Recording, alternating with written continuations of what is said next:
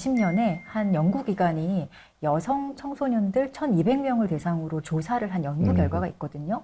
당신이 만약에 온라인 그루밍 피해를 당했으면 경찰이나 부모님에게 알릴 수 있겠냐라고 물은 그런 질문에 실제로 온라인 그루밍 피해가 있었던 그런 집단이 피해가 없는 집단보다 부모님이나 경찰에 알리지 않겠다라고 우리 더 숨게 되네요. 상대적으로 높게 대답을 했어요.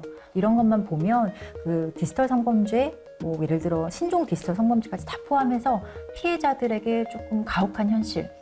너가 그런 책임을 져야 되는 거 아니야? 왜 그런 대화를 시작해서 이렇게 된 거야? 아이고. 라고 피해자에게 조금 책임을 전가하는 방식. 본인 스스로가 상대방과 이런 대화를 했기 때문에 혹시 내가 잘못한 것은 아닐까? 이런 식으로 나 스스로의 행동에 대해서 좀 부끄럽게 생각하는 경향이 있는 것 같아요. 그래서 좀 알리지 못하겠다라는 생각을 하는 거죠. 저 또한 어떻게 도움을 드릴지가 참 난감한 것이 현실입니다. 여러분들은 어떻게 도움을 요청할 것 같아요? 만약 뭐 그러서는 안 되겠지만 이런 일이 발생을 하게 된다면?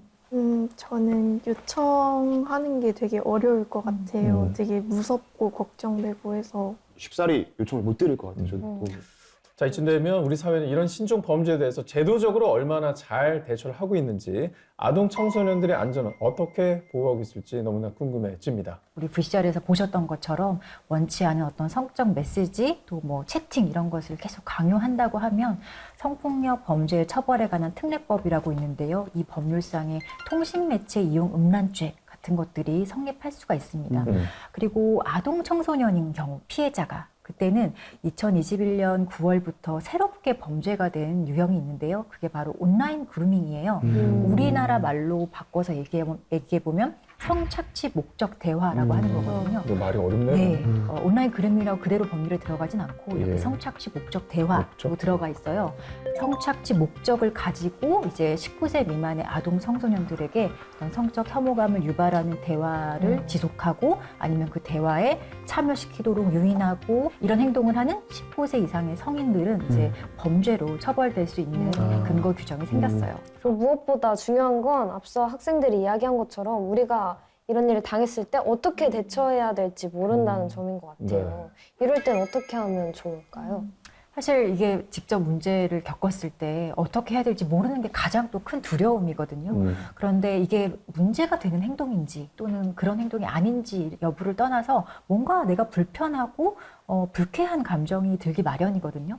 저는 조금 이럴 때는 예민해도 괜찮다는 얘기를 해드리고 싶고 나의 이런 상황에 대해서 조금 더 용기를 가지고 주변 친구들과 아니면은 도와줄 수 있는 사람들에게 도움을 청하는 것도 좋은 방법이라고 생각을 해요. 그런데 실제로 친구들을 만나보면 이렇게 자기 피해를 알리는 것 자체를 상당히 어려워하고 맞습니다. 예, 소극적으로 대처를 하거든요. 예.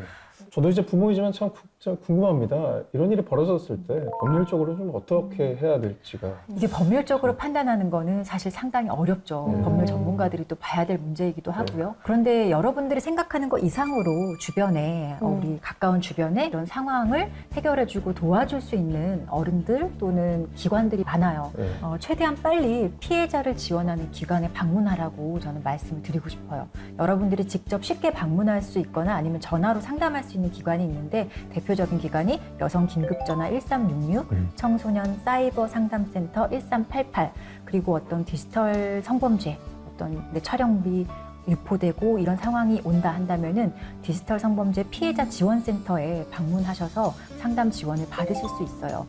디지털 성범죄 피해자 지원센터 같은 경우는 사실 부모님이랑 함께 꼭 같이 가지 않아도 지원이 가능하거든요.